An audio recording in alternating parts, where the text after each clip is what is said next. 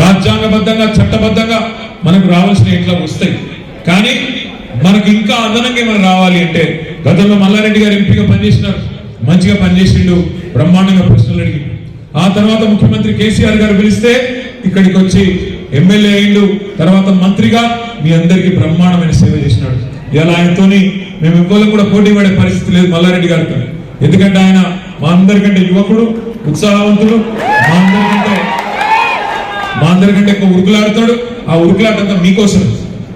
ఎప్పుడు కలిసినా ఎక్కడ కలిసినా గత 10 ఏళ్లలో మా మేడ్చల్ నియోజకవర్గం ఆ రోజు పార్లమెంట్ మెంబర్ ఉన్నప్పుడు కానీ ఎమ్మెల్యే ఉన్నప్పుడు కానీ మా మేడ్చల్కి ఇది కావాలి, మా గట్కేసర్కి అది కావాలి, మా జవహర్ నగర్కి ఇది కావాలి, మా బోడుప్పల్కి అది, మా ఫిర్జాది కూడా ఇది, మా పోచారంకు ఎప్పుడు చూసినా 10 మున్సిపాలిటీలు, అదేవిధంగా 61 గ్రామ పంచాయతీలు, వాటికి సంబంధించిన పనులు తప్ప మరి పూర్తి స్థాయిలో ప్రజల కోసమే సిన్సియర్ గా పనిచేసిన మల్లారెడ్డి గారు తప్ప వేరే ఎన్నడూ కూడా పని చేయలేదు.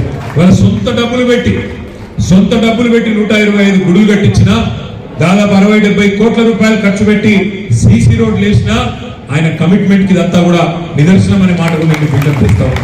రేపటి రోజున కూడా మల్లారెడ్డి గారు కానీ, రాజశేఖర రెడ్డి కానీ, రాజు కానీ, నేను కానీ మీ అందరికి ఇచ్చే మాట ఒకటే, ఈ ప్రభుత్వం ఈ 420 హామీలు ఇచ్చి, దొంగ హామీలు ఇచ్చి, చేయలేమని తెలిసి కూడా హామీలు ఇచ్చి ప్రజలను మోసం చేసి వాళ్ళ అధికారంలోకి వచ్చిన తర్వాత మమ్మల్ని పార్లమెంటులో అక్కడ 17 సీట్లు గెలిపిస్తేనే చేయగలుగుతాం, లేకపోతే చేయలేమని చేతులు ఎత్తేసిన రేవంత్ రెడ్డి ప్రభుత్వానికి బుద్ధి చెప్పవలసిన బాధ్యత మన మీద ఉన్నది.